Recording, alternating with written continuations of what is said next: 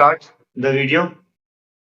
तो लास्ट जो हमने 50 क्वेश्चंस अटेम्प्ट किए थे और जो लास्ट वीडियो चली थी उनसे हमें ये पता चला सेल के बारे में, सेल क्या काम करता है, सेल के टाइप्स क्या है। एक बार मैं फिर से कुछ बेसिक चीजें आपके लिए गो थ्रू कर देता हूं जो काम आएगी, ठीक है।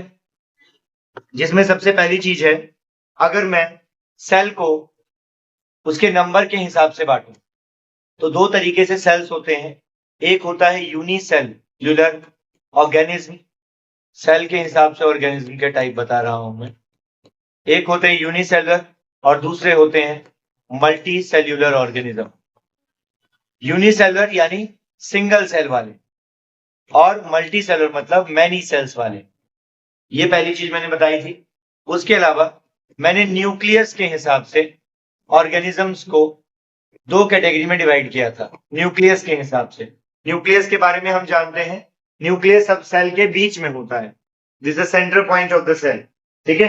सेंटर पॉइंट में होता है न्यूक्लियस। न्यूक्लियस के हिसाब से हम दो पार्ट्स में डिवाइड करते हैं। एक होते हैं प्रोकैरियोट्स और दूसरे होते हैं यूकैरियोट्स। दोनों में अंतर क्या है? जो प्रो, जिसके आगे प्रो लगा है, उसमें न्यूक्लियस जो होता है वो वेल डिफाइंड नहीं होता, यानी अच्छे से बना हुआ नहीं है। वेल डिफाइंड नहीं है, अच्छे से बना हुआ नहीं है ये प्रोकैरियोटिक में। यानी न्यूक्लियस अगर अच्छे से नहीं बना है तो उसकी जगह क्या है? उसकी जगह है न्यूक्लियोइड। तो प्रोकैरियोटिक्स में न्यूक्लियस की जगह क्या होता है? न्यूक्लियोइड होता है।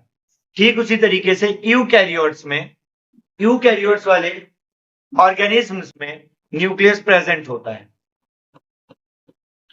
न्यूक्लियस प्रेजेंट होता है किसमें? यूकैरियोट्स में। और प्रोकैरियोट्स में न्यूक्लियोइड होता है न्यूक्लियस की जगह, क्योंकि उनका न्यूक्लियस वेल डिफाइंड नहीं होता, अच्छे से बना हुआ नहीं होता। ये भी हमने पिछली क्लास में पढ़ा था। उसके अलावा कुछ चीजें और जान लेते हैं हम जो हमने लास्ट कुछ क्लासों में देखा है।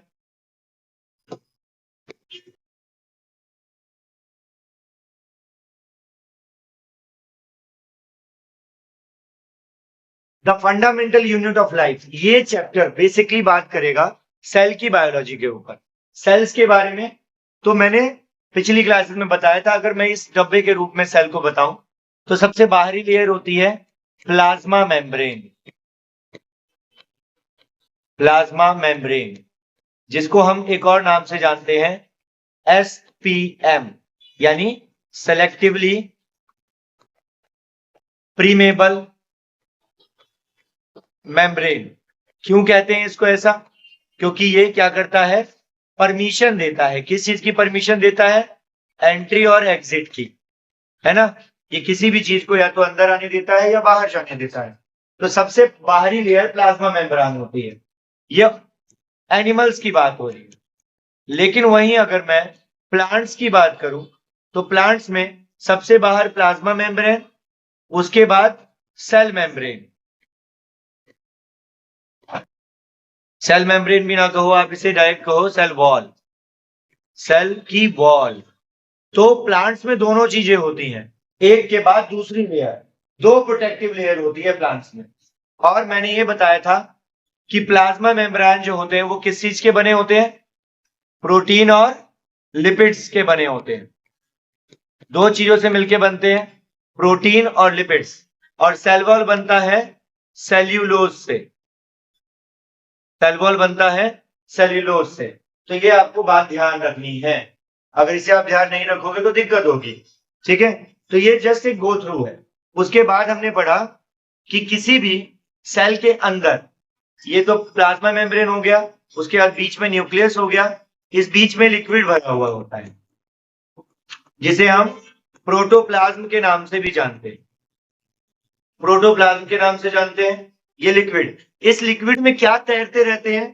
Floating cell organelles, cell organelles तैरते रहते हैं। ये चैप्टर बेसिकली अब जितने भी टॉपिक आएंगे वो सेल ऑर्गेनल्स के ऊपर ही हो। तो ये बेसिक लेयर्स हैं, ओके। अब यहां आपको दिख रहा होगा ये पूरा सेल का डाइसेक्शन, हाफ डाइसेक्शन डायग्राम है। इसमें सेल ऑर्गेनल्स के नाम अच्छे से दे रखे हैं मैंने। सबसे बीच में न्यूक्लियस है। न्यूक्लियस के बारे में भी मैंने आपको खास बात बताई थी। न्यूक्लियस एक कैसा मेम्ब्रान है? न्यूक्लियस एक double layer membrane, double layer membrane है। अगर आपको इसके बारे में नहीं पता है तो जस्ट पीछे वाला जो वीडियोस है यूट्यूब पे डाला उसको देख लो कि बहुत बहुत आसान है। 50 क्वेश्चन लिए हैं, 50 क्वेश्चन में 3 पेज हैं स्टार्टिंग के, वो समझ में आ जाएगा, बिल्कुल अच्छे से समझ में आएगा, गारंटी है इस बार। क्योंकि उसमें मैंने चीजों को बार बार रिपीट किया है। ठीक है, तो न्यूक्लियस जो है वो डबल लेयर मेम्ब्रान है, यानी इसकी 2 लेयर होती है। देखो यहां भी दिख रहा है, ये एक अंदर अंडा जैसा है और इसके ऊपर देखो एक और लेयर है, ये बैंगनी कलर की, तो इसे डबल लेयर मेम्ब्रेन के नाम से जाना जाता है। न्यूक्लियस डबल लेयर मेम्ब्रेन से ढका हुआ है। ठीक है, उसके अलावा ये सबसे बाहरी लेयर जिसको बोलते हैं प्लाज्मा मेम्ब्रेन। ठीक है, इसके अंदर देखो ये सारे सेल ऑर्गेनल्स प्लॉट करते रहते हैं। कौन कौन से नाम है, नाम पढ़ लेते हैं हम। यहां पे वैक्यूल्स है, राइबोसोम है, माइटोकॉन्ड्रिया है, गोल्जी अपरेटस है, साइटोस्केलेटन है, इसके बारे में भी बताऊंगा मैं, सबसे बाहर होता है, एंडोप्लाज्मिक रेटिकुलम है और गोल्जी अपरेटस है। ये सारे नाम हैं। साइटोप्लाज्म तो वही जिसको हम प्रोटोप्लाज्म कहते हैं, साइटोप्लाज्म लिक्विड है ये पूरा का पूरा, जिसमें ये सारे जो है तैरते रह रहे हैं। ठीक है, तो बेसिकली ये चैप्टर इसी पे डिपेंड करता है। हम ये पढ़ेंगे कि माइटोकॉन्ड्रिया को पावर हाउस और एटीपी जनरेशन क्यों कहते हैं, उसे सेल का पावर हाउस क्यों कहते हैं, गोल्जी अपरेटस को पोस्ट ऑफिस के नाम से क्यों जाना जाता है, या उसे प्रोटीन का सॉर्टिंग स्टेशन क्यों कहा जाता है। हम ये पढ़ेंगे कि एंडोप्लाज्मिक रेटिकुलम को फैक्ट्री क्यों कहा जाता है।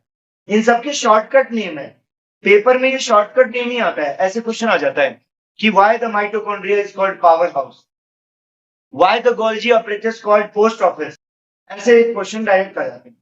ठीक है, तो जब हम पढ़ेंगे तो अच्छे से आपको समझ में आएगा। एंडोप्लाज्मिक रेटिकुलम, इसको फैक्ट्री फ्लोर और लिपिड सिंथेसाइज कहते हैं। इसके भी 2 टाइप होते हैं। इन सारी चीजों के बारे में हम पढ़ेंगे, कोई दिक्कत नहीं है, ये बस नाम है। चलिए move on to the next page. यहां मैंने वही जो पिछली क्लासेस में मैंने पढ़ाया है उसका एक मैंने फिर से गो थ्रू दे दिया है। ठीक है, मैंने कहा था माइक्रोस्कोपिक वर्ल्ड के बारे में बात करते हैं। हमने कहा कि सबसे पहला जो माइक्रोस्कोप बना उसको प्रिमिटिव माइक्रोस्कोप कहते हैं। वो प्रिमिटिव माइक्रोस्कोप किसने बनाया था? हमारे रॉबर्ट हुक भैया ने बनाया था, उनके, क्योंकि उन्होंने डेड सेल पे खोज की थी, है ना, 1665 में।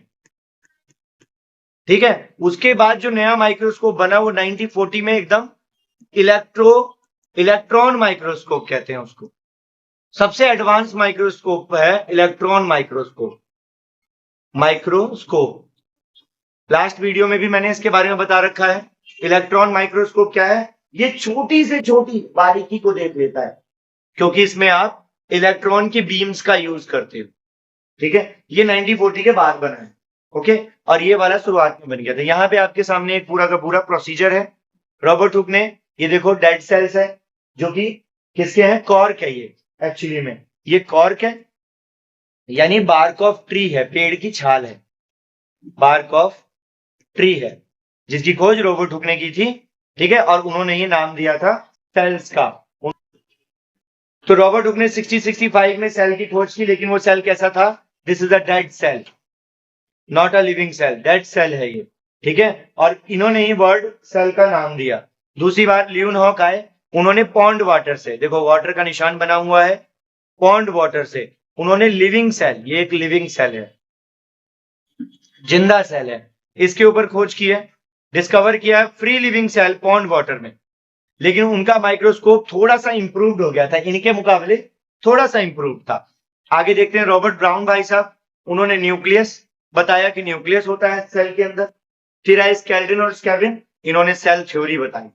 और उसके बाद वर्शॉ, जिन्होंने इस थ्योरी को और ज्यादा एक्सप्लेन किया, और इन्होंने कहा कि कोई भी सेल जब बनता है, कोई न्यू सेल बनता है, तो वो पुराने सेल से बनता है। कोई भी न्यू सेल किससे बनता है? प्री एग्जिस्टिंग सेल से। यानी पहले का कोई सेल होगा उसमें क्या होगा, डिवीजन होगा, वो 2 टुकड़ों में 3 टुकड़ों में बटेगा और फिर वो नए सेल को बनाएगा। That is the topic. Okay, तो हुक ने डिस्कवर किया डेड कॉक सेल, ल्यूनहॉक ने डिस्कवर किया पहला लिविंग सेल। ये बहुत ज्यादा इंपॉर्टेंट है आपके लिए, ये बहुत बार पूछा जाता है और ये अगर आप लिखोगे तो जिसके प्लस पॉइंट है। चलिए आगे बढ़ते हैं नेक्स्ट टॉपिक पे हमारे। अब हम काम को बांटते हैं। जैसा कि मैंने अभी आपको बताया, या तो सिंगल सेल वाले होते हैं या मल्टी सेल्यूलर होते हैं, या तो सिंगल सेल वाले होते हैं या मल्टी सेल वाले होते हैं। सिंगल सेल वाले नाम अगर आपसे पूछे, एग्जांपल अमीबा और पैरामीशियम। सिंगल सेल का क्या काम होता है, एक ही ऑर्गेनिज्म के अंदर सब कुछ होता है, वो अपने सेल ऑर्गेनल से काम करता है। ठीक है, अमीबा अपना शेप चेंज कर सकता है, उसी के पास खाना खाने के लिए सुडोपोडियाज होते हैं, अंदर न्यूक्लियस और बीच में इसके भी भरा होता है साइटोप्लाज्म, यह अमीबा का स्ट्रक्चर है। लेकिन इंसानों के अंदर पूरी की पूरी चेन होती है। मैंने क्वेश्चन दिया था कि ब्रांच किसकी होती है, इंसानों के पूरे शरीर में नर्व सेल्स, इसको बोलते हैं बेटा नर्व सेल। इंसानों के शरीर में इसका जाल बिछा होता है। जैसे आपको ये दिख रहा है, ये फ्रंट पार्ट है, ये बैक पार्ट है। जब अगला होगा तो ये फ्रंट वाला जो है ना, ये यहाँ के कनेक्ट होगा लाइक एडेप्टर, जैसे बोर्ड में मैं कनेक्ट करता हूं ना, ठीक वैसे ही इसके जितने भी ये टर्मिनल्स हैं, ये जाके इनसे कनेक्ट हो जाते हैं और इस तरीके से हमारी पूरी बॉडी में फैला हुआ है। इसको नर्व सेल बोलते हैं, या कहीं कहीं पे न्यूरॉन लिखा हुआ आपको दिख जाएगा, न्यूरॉन या नर्व सेल। ये इंसानों की बॉडी में होता है। तो इंसानों की बॉडी में एक नर्व सेल तो नहीं है ना, बहुत सारे, तो हम ऑटोमेटिकली क्या बन जाते हैं, मल्टी सेल्यूलर।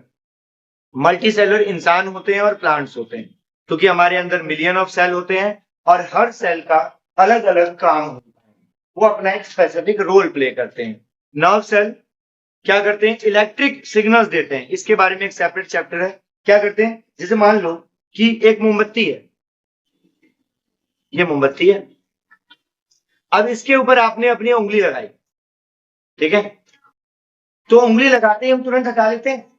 इसके पीछे रीजन यही है, नर्व सेल। क्योंकि ये नर्व सेल क्या भेजता है, इंडिकेशन भेजता है, हमारे दिमाग को इंडिकेशन भेजता है कि यहाँ कुछ खतरा है, इसे हटा दो। That is called nerve cell. ये नर्व सेल्स का काम है और ये 1 सेकंड के भी बहुत कम हिस्से में इस काम को करता है। अब ऐसा तो नहीं है कि पहले अगर मान लो कि अगर इतना धीरे काम करता तो हमारी उंगली वहीं रखी रह जाती है ना, और जल जाती है ना। तो ये इसे बहुत जल्दी काम करना पड़ता है। ये इसका स्ट्रक्चर है, आपको इसको स्ट्रक्चर बनाना आना चाहिए। पेपर में न्यूरॉन 5 नंबर में आता है, 5 मार्क्स में इसका चित्र 5 नंबर का चित्र आता है और ये हर साल आता है चित्र। ये इतना थका हुआ है कि हर साल ही आता है चित्र, तो इसको तो आपको देखना पड़ेगा। देखो मैं इसके बारे में स्ट्रक्चर बता देता हूं, बनाना इसको आसान है, कुछ नहीं करना, आपको ऐसे सीसी लिखते जाना है बस, कोई ज्यादा इसमें तिकड़म नहीं है। और फिर उसके बाद ऐसे सर्कल्स बना देना है, ठीक है। तो इसे बनाना काफी आसान है, पर इसके नाम ध्यान रखना, नंबर चित्र बनाने के नहीं है, नंबर नाम लिखने के भी, नाम आपको आना चाहिए। इसके साइड में यहां से निकलेंगे, इनको डेंड्राइट्स कह देना, इनका नाम डेंड्राइट्स है, ये डेंड्राइट्स है, ये निकले हुए हैं। इसके बीच में न्यूक्लियस है, इसके बीच में एक लिक्विड भरा होता है, इसको कहते हैं सोमा, SOMA, ठीक है। ये जितने आपको दिख रहे हैं ये सारे एक्सॉन्स हैं, इनको एक्सॉन बोला जाता है। और इसके बीच में जो ब्लू कलर का पार्ट दिख रहा है इसको बोलते हैं माइलिन सेल, माइलिन सीट बोलते हैं, ठीक है। और सबसे पीछे है एक्सॉन टर्मिनल, ये जो दिख रहे हैं इनको एक्सॉन भी लिख दोगे तो भी चले, लेकिन ये चित्र आपको आना चाहिए। इसके बारे में ज्यादा हम कंट्रोल एंड कोऑर्डिनेशन का चैप्टर है उसमें पढ़ेंगे अच्छे से डिटेल में, ठीक है। बोर्ड के नाम पे क्या जरूरी है, every multi cellular organism originates from a single cell. हर मल्टी सेल वाला एक सेल से ही बनता है। अगर इंसानों की बात करें, हम अपनी बात करें, तो पहले हम एक स्पर्म सेल थे, वो स्पर्म सेल एक सेल डिवाइड हुआ और होता गया और फिर क्या बन गया, मल्टी सेलुलर ऑर्गेनिज्म बन गया। यानी कहने का मतलब है हर सेल अपने प्री एग्जिस्टिंग सेल से आता है, जैसा कि मैंने आपको बताया था, हर नया सेल पुराने सेल से ही बनता है। इसमें कोई डाउट नहीं होना चाहिए। ठीक है, अमीबा का चित्र भी आपको देखने में आ गया, ये अमीबा का चित्र भी पता होना चाहिए। अमीबा अपना खाना सूडोपोडिया के थ्रू खाता है, तो ये चित्र भी आप बना सकते हैं। और इसमें अमीबा का नाम मार्क करने के, या तो देखो ये आएगा या तो ये आएगा, दोनों में से कोई एक तो जरूर आता है। ठीक है, आगे देखते हैं।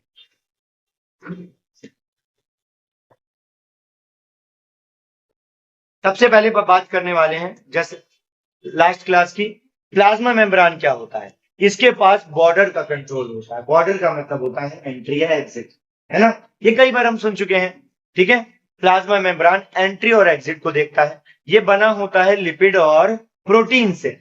इसका एक और नाम होता है सेलेक्टिवली प्रीमेबल मेम्ब्रेन, क्योंकि ये सेलेक्ट करता है कि कौन अंदर आएगा कौन बाहर जाएगा, और जो काम की चीज नहीं होती है उसको कर देता है ब्लॉक। ठीक है, ये गैस का एक्सचेंज करता है। गैस का एक्सचेंज यानी O2 और CO2। तो O2 और CO2 जब भी होगा तो उसे क्या कहेंगे, उसे हम कहेंगे डिफ्यूजन। और अगर वाटर होगा तो उसे क्या कहेंगे, ऑस्मोसिस।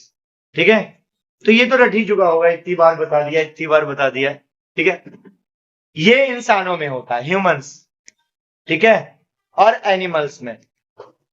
ये सेल वॉल ये हमारे अंदर नहीं होता, ये प्लांट्स के अंदर होता है। तो प्लांट के अंदर डबल लेयर होगी शुरुआत में। ये प्लांट सेल ये किससे बना होता है, ये सेल्यूलोज से बना होता है। ये देखो बहुत रिजिड होता है, सेल्यूलोज से बना होता है। पौधों को स्ट्रेंथ मजबूती देता है, पौधों को मजबूती देता है ये। ठीक है, और पौधे के अंदर ज्यादा पानी ना भर जाए, क्योंकि ज्यादा पानी भरेगा तो फट जाएगा, है ना, एंडोसाइटोसिस वाला प्रोसेस, है ना, फट जाएगा।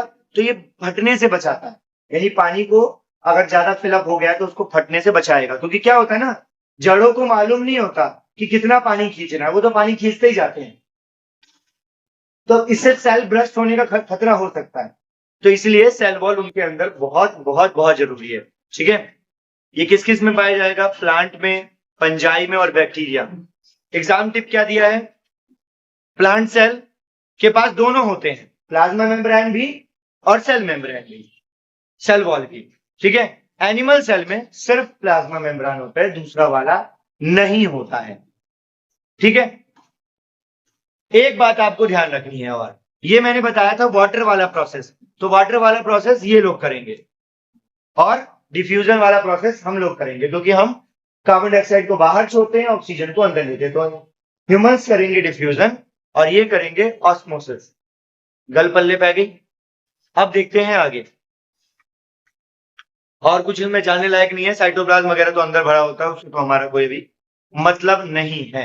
ओके, आगे देखते हैं। Next, crossing the border, osmosis in action. अगर आप बॉर्डर क्रॉस करोगे तो दिक्कत देगा ये ऑस्मोसिस भैया। ऑस्मोसिस देखो, मैंने कहा सेल वॉल तभी खुलेगा जब उसको इंडिकेशन मिलेगा कि अंदर कुछ ज्यादा भरा हुआ है। तो ऑस्मोसिस होता है वाटर के लिए, ऑस्मोसिस है वाटर के लिए। वाटर मतलब प्लांट्स। ठीक है, तो ऑस्मोसिस के 3 सॉल्यूशन है। हाइपर हमारा गुस्सा, हमारे गुस्से को हमें बाहर करना है, तो बाहर निकालने के लिए हाइपरटोनिक। आइसो मतलब दोनों जगह बैलेंस है, अंदर भी उतना बाहर भी उतना। और हाइपो मतलब बाहर ज्यादा है अंदर आएगा। तो क्या होता है, जब पानी का लेवल बाहर ज्यादा हो जाएगा और अंदर पानी का लेवल कम है, तो ये ऑस्मोसिस के थ्रू पानी लेना शुरू करेंगे। सेल्स, प्लांट सेल्स पानी को एब्जॉर्ब करना शुरू करेंगे। आउटसाइड मीडियम डाइल्यूट है, तो सेल पानी लेगा और सेल फूल जाएगा, स्वेल्स अप। आइसोटोनिक में दोनों जगह पानी बराबर है, तो आता रहेगा जाता रहेगा, आता रहेगा जाता रहेगा। कंसंट्रेशन मैच परफेक्टली, यानी जितना जा रहा है उतना आ रहा है, काम चल रहा है। स्टे सेम साइज का रहेगा। लेकिन हाइपरटोनिक में अंदर ज्यादा है और बाहर कम है, आउटसाइड मीडियम हाईली कंसंट्रेटेड। तो क्या होगा, बाहर की तरफ सेल हटेगा और बाहर की तरफ छोड़ना शुरू करेगा पानी को। सेल क्या करेगा, श्रिंक हो जाएगा, सिकुड़ जाएगा सेल हमारा सिकुड़ जाएगा।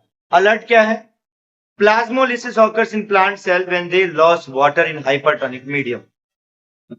हाइपरटोनिक इस मीडियम को ही कहा जाता है पौधों में plasmolysis.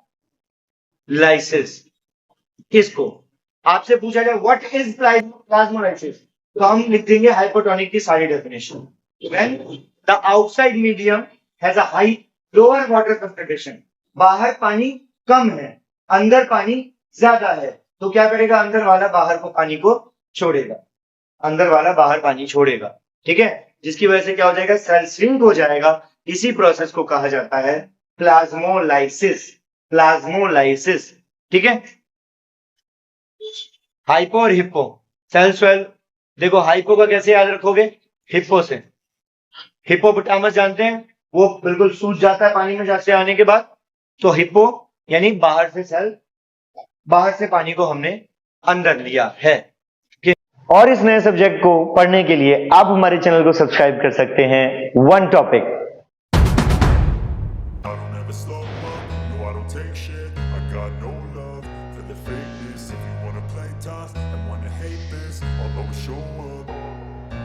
I don't ever slow up, no I don't take shit. I got no love for the fakeness. If you wanna play tough,